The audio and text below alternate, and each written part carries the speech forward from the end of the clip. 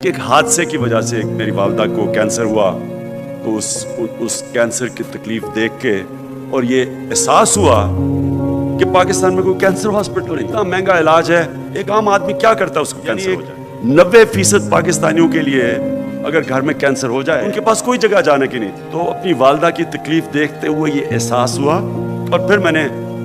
فیصلہ کیا کہ میں ایک پاکستان میں کینسر ہاسپٹل بناؤں گا، اور بہت بڑی ایک خواب تھی کہ کوئی بھی انسان وہاں آئے اس کا علاج ہو، چاہے پیسہ ہو یا نہ ہو۔ تو یہ سب نے کہا کہ دیوانے کی خواب ہے۔ مجھے یاد ہے 20 ٹاپ میں نے پاکستان کے ڈاکٹرز کو انوائٹ کیا، ان دنوں میں کرکٹ کھیلتا تھا، تو کرکٹ کی وجہ سے وہ ڈاکٹرز آ گئے، نہیں تو انہوں نے آنا بھی نہیں تھا، تو وہ آ گئے۔ 19 نے کہا کہ پاکستان میں کینسر ہاسپٹل نہیں بن سکتا، اور ایک نے کہا بن سکتا ہے، لیکن اس نے کہا غریبوں کا آپ کینسر کا مفت علاج نہیں کر سکتے۔ ادھر سے یہ 1989 تھا، ادھر سے یہ شروع ہوا میرا سفر فنڈ ریز نے مجھے تبدیل کیا، جس نے مجھے